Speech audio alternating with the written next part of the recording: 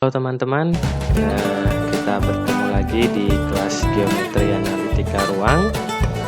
Oke, pada kesempatan hari ini kita akan membahas topik berikutnya dari Geometri Analitik Ruang, yaitu bidang kerucut dan bidang silinder. Jadi pada pertemuan sebelumnya kita sudah membahas terkait dengan silinder maupun kerucut selubung bola, jadi silinder dan kerucut yang dibentuk dari suatu bola. Oke, jadi pertemuan hari ini kita akan membahas bidang kerucut dan bidang silinder yang lebih umum lagi.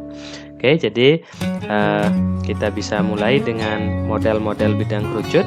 Tentu saja kalian sudah mengetahui atau sudah pandai menggambar yang namanya kerucut. Oke, seperti yang pertama ini bisa saya tampilkan. Ini adalah salah satu contoh bidang kerucut, yang mana yang ini merupakan titik puncak, yang ini merupakan alas kerucut.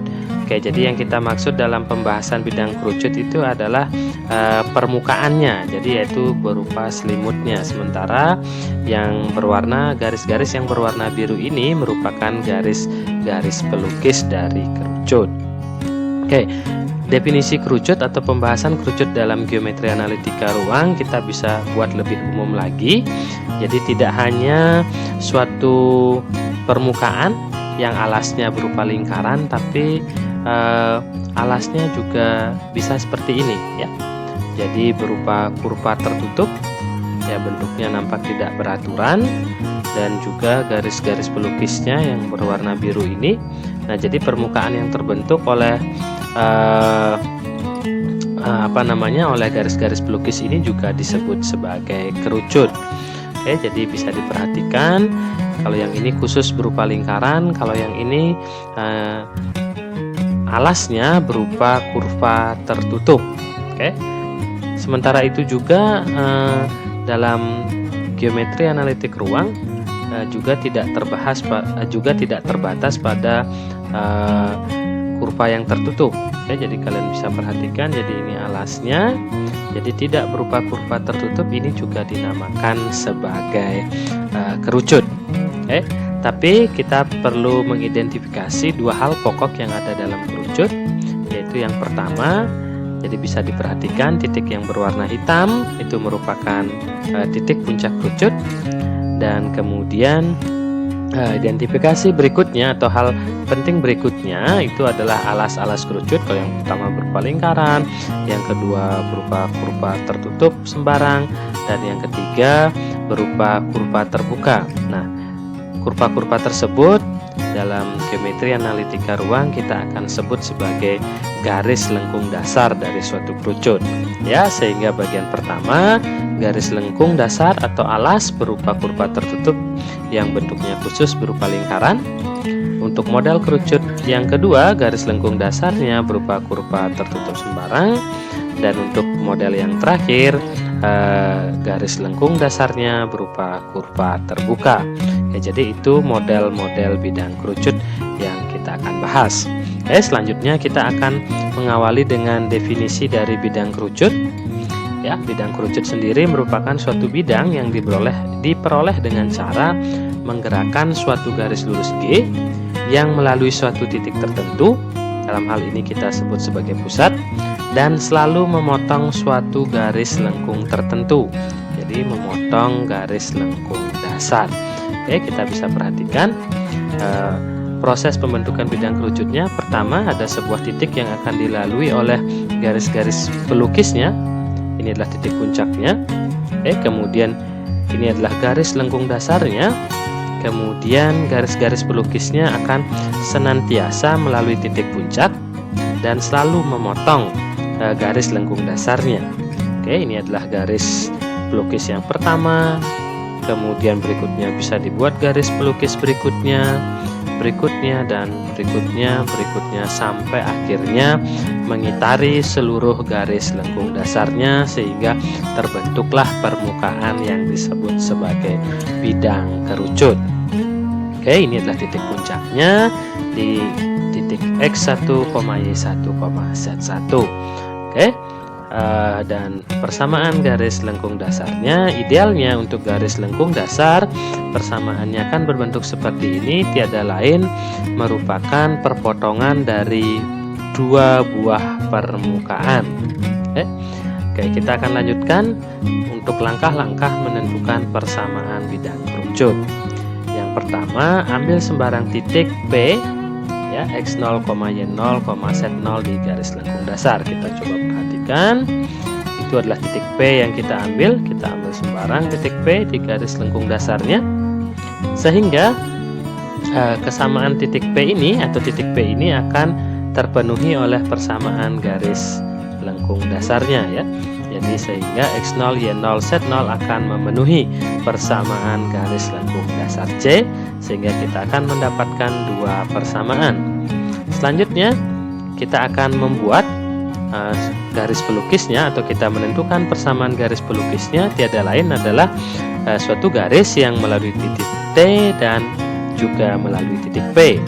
Oke, kita bisa tahu bahwa garis yang melalui dua buah titik kita bisa tentukan vektor arahnya, karena melalui T dan V vektor arahnya adalah X0 min X1, Y0 min Y1, Z0 min Z1, sehingga kemudian kita membentuk suatu persamaan garis yang melalui titik T dan juga mempunyai vektor arah seperti tadi.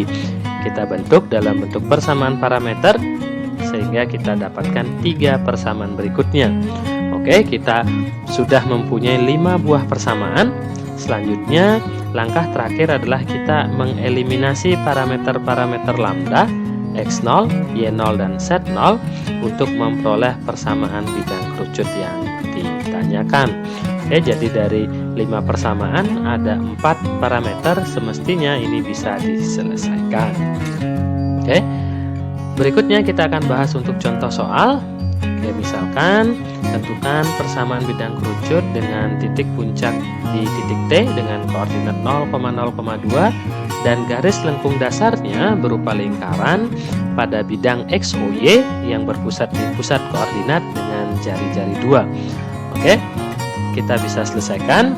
Untuk ilustrasinya bisa kalian perhatikan bahwa yang namanya lingkaran kita sudah pelajari di persamaan bola kemarin, bahwa lingkaran terbentuk dari perpotongan antara suatu bola dengan sebuah bidang.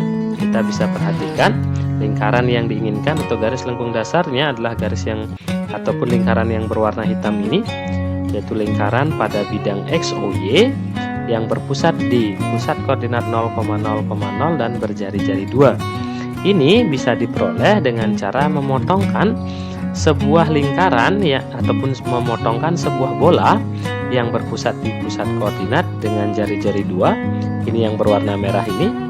Oke, dan juga dengan sebuah bidang, yaitu bidang Z sama dengan 0, sehingga hasil perpotongannya akan diperolehlah garis lengkung dasar yang diinginkan. Oke, kemudian ilustrasinya adalah dari garis lengkung dasar sudah disediakan, kemudian dari titik puncak T 0,0,2, kemudian mengambil sembarang titik P pada garis lengkung dasar, diperolehlah suatu garis, kemudian garis ini disebut sebagai garis pelukis dan kemudian digerakkan sepanjang garis lengkung dasarnya, sehingga diperolehlah nanti persamaan kerucut yang ditanyakan.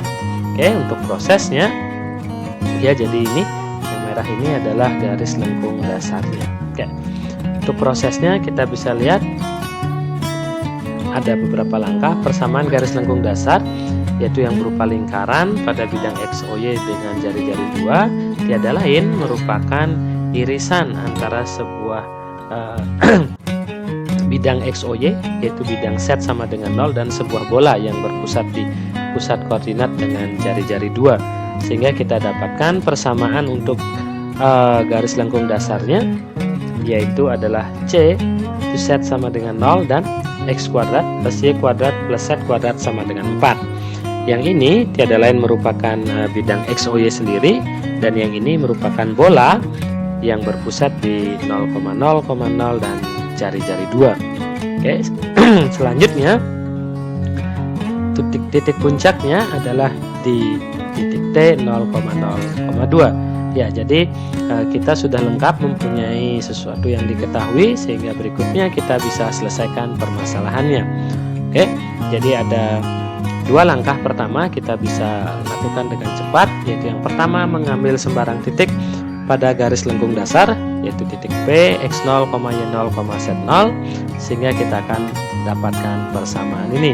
Oke, jadi karena P berada pada garis lengkung dasar dengan persamaan yang ini tadi, kita bisa perhatikan persamaan garis lengkung dasarnya, sehingga X0, Y0, Z0 memenuhi dua persamaan ini, sehingga kita dapatkan Z0 sama dengan 0, kemudian X0 kuadrat tambah Y0 kuadrat tambah Z0 kuadrat sama dengan 4.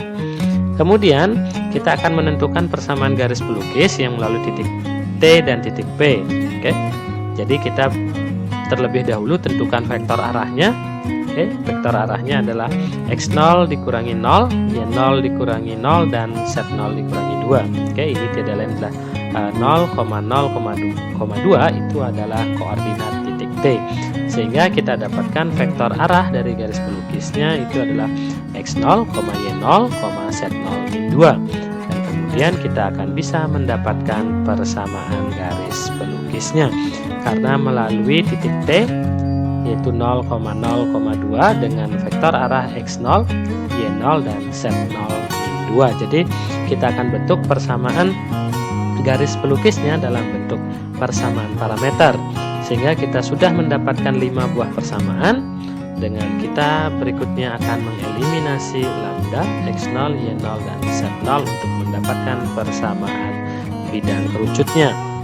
Oke, bagaimana caranya? Ya, kita bisa perhatikan ini 5 persamaan yang kita dapatkan. Saya beri nomor 1, 2, 3, 4, dan 5. Langkah pertama yang bisa kita lakukan adalah tentukan bentuk X0 dan Y0 dari persamaan 3 dan 4. Jadi persamaan 3 dan 4 ini kita bentuk dalam X0 dan Y0. Oke, persamaan 3 akan menjadi X0 sama dengan X per lambda dan Y0 sama dengan Y per lambda. Jadi dari sini, dari 3 dan 4 bentuk menjadi bentuk X0 dan Y0. Oke, selanjutnya substitusikan persamaan 1 ke persamaan 5, sehingga diperolehlah persamaan dalam bentuk lambda. Jadi nilai Z0 ini kita substitusikan ke sini, ke persamaan 5 ya, sehingga kita akan dapatkan Z sama dengan 2 ditambah lambda dikalikan dengan 0 min 2, atau Z sama dengan 2 ditambah lambda per min 2, sehingga kita akan mendapatkan nilai lambda itu sama dengan 2 min Z per 2. Oke, langkah berikutnya substitusikan persamaan 8 ini ke persamaan 67 untuk lambda. Oke, jadi lambda yang ini ya disubstitusi ke sini dan juga disubstitusi ke persamaan 7. Oke, sehingga akan didapatkan lah persamaan X0 sama dengan 2X per 2 min Z, Y0 sama dengan 2Y per 2 min Z. Yang ini adalah persamaan 9 dan persamaan 10. Oke, tinggal satu langkah terakhir. Oke, jadi ini tadi persamaan 1, 2, 3, 4, 5, 9, dan 10 saya tuliskan. Langkah terakhirnya adalah mensubstitusi persamaan 1, persamaan 9, persamaan 10 ke persamaan 2. Oke, jadi Z0-nya disubstitusi ke sini, kemudian X0-nya di persamaan 9 disubstitusi ke situ, dan Y0 di persamaan 10 itu disubstitusikan ke Y0 yang ada di persamaan 2. Oke, jadi ini dia persamaan 2 tadi.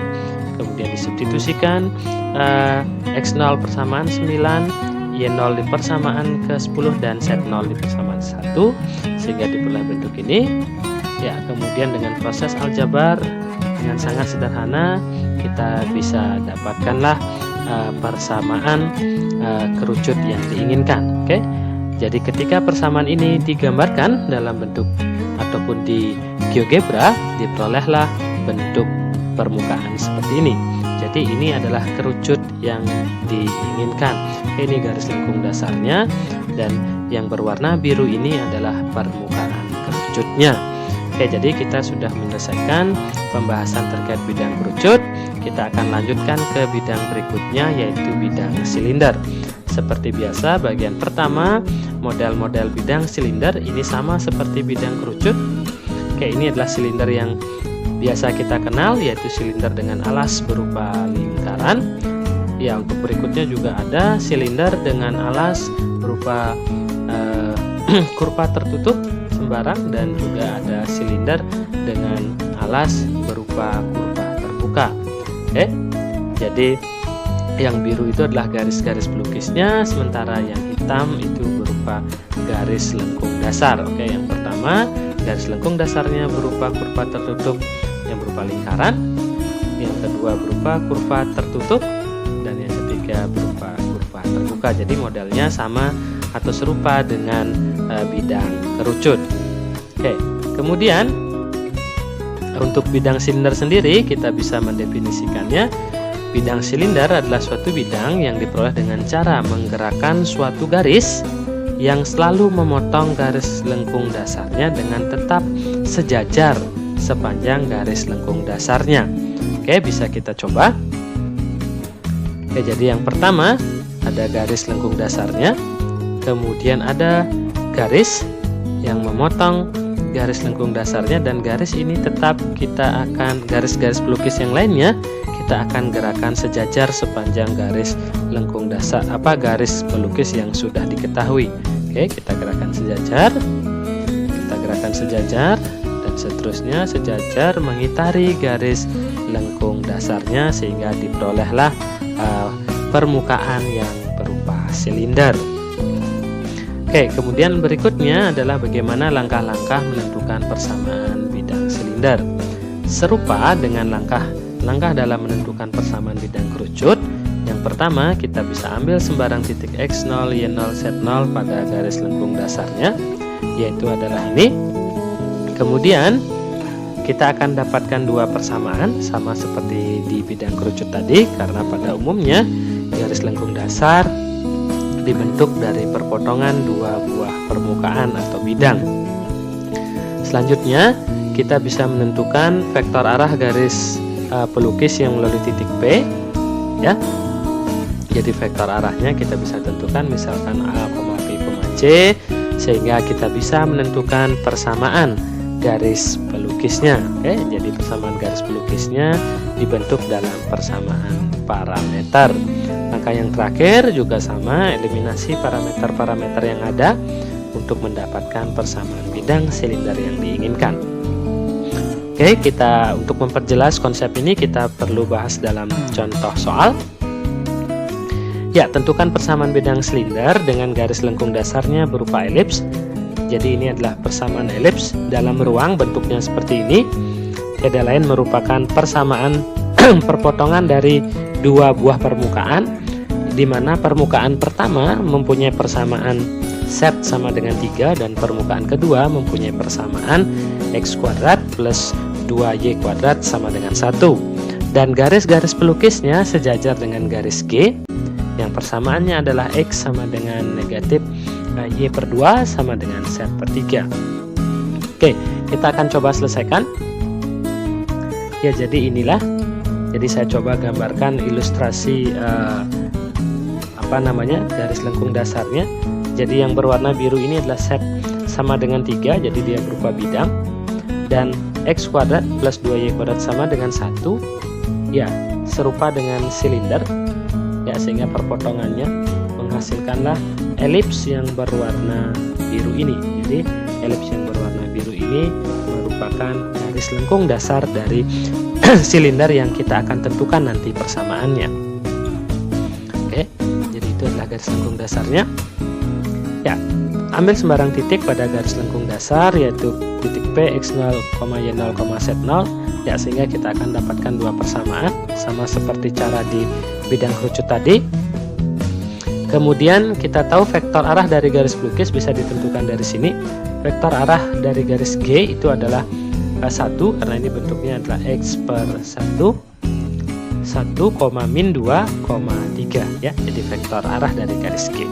Sehingga kita bisa dapatkan persamaan garis pelukisnya, yaitu X sama dengan X0 plus lambda, ini lambda kali 1, Y sama dengan Y0 dikurangi 2 lambda, dan Z sama dengan Z0 ditambah 3 lambda. Oke, kita sudah dapatkan 5 buah persamaan, dan selanjutnya kita akan melakukan eliminasi parameter-parameter yang ada sehingga kita mendapatkan persamaan bidang silindernya. Oke, kita lanjutkan. Saya tuliskan kelima persamaan yang ada semula. Langkah berikutnya sama seperti langkah pada persamaan bidang kerucut dengan mengubah persamaan 3 dan 4 dalam bentuk X0 dan Y0. Oke, sehingga kita dapatkan persamaan 3 akan berubah menjadi X0 sama dengan X min lambda, dan juga Y0 sama dengan Y plus 2 lambda untuk persamaan 4. Oke, substitusikan persamaan 1 ke persamaan 5 sehingga diperoleh dalam bentuk persamaan lambda. Oke, jadi disubstitusikan nilai set 0 sama dengan 3 ke persamaan yang kelima. Oke, sehingga persamaan kelima akan jadi set sama dengan 3 ditambah 3 lambda, sehingga lambda itu akan sama dengan set min 3/3. Oke, untuk langkah berikutnya substitusikan persamaan 8 ke persamaan 6 dan 7. Jadi untuk mensubstitusikan lambda, oke, disubstitusikan ke persamaan 6, disubstitusikan ke persamaan 7.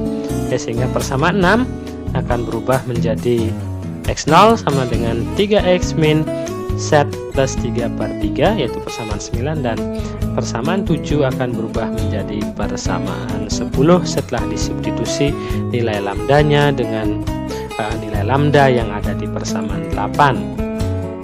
Oke, langkah terakhir yaitu tinggal menyelesaikan persamaan 2. Oke, jadi persamaan 9 dan 10 kita substitusikan ke persamaan yang kedua. Oke, jadi ini persamaan yang kedua. Disubstitusikan nilai X0 dan Y0 nya. Jadi seperti itu. Oke, dengan cara menjabarkannya ya, jadi ini tidak sulit. Jabarkan, kemudian diperolehlah hasil persamaan terakhir, yaitu berupa bidang silinder. Oke, jadi persamaan bidang silindernya adalah 3X kuadrat tambah 6Y kuadrat ditambah 3 Z kuadrat dikurangi 2X Z ditambah 8Y Z plus 6X dikurangi 24Y dikurangi 18 sama dengan ditambah 24 sama dengan 0. Oke, untuk bagian terakhir kita akan coba periksa, kita akan coba gambar dengan menggunakan GeoGebra bagaimana bentuk dari bidang silinder ini. Oke, jadi ini tadi sketsa awalnya. Jadi ini adalah garis lengkung dasarnya, dan ini adalah garis G yang harapannya nanti garis-garis pelukisnya sejajar dengan garis G ini. Setelah dimasukkan persamaannya, kita bisa dapatkan silinder atau bidang silinder yang berwarna merah ini. Jadi persamaan yang ini tiada lain adalah permukaan yang berwarna merah ini. Jadi ini salah satu contoh garis pelukisnya. Kita bisa lihat yang ungu ini sejajar. Oke, jadi ini sejajar dengan garis ini. Ya, jadi saya kira sudah sesuai interpretasi geometrisnya dengan bentuk persamaannya. Saya kira dengan ilustrasi ini kalian bisa mudah-mudahan bisa terbantu untuk memahami bidang silinder. Oke, jadi ini saja pembahasan terkait dengan bidang kerucut dan bidang silinder. Semoga kalian dapat memahaminya dengan baik. Terakhir, saya ucapkan terima kasih.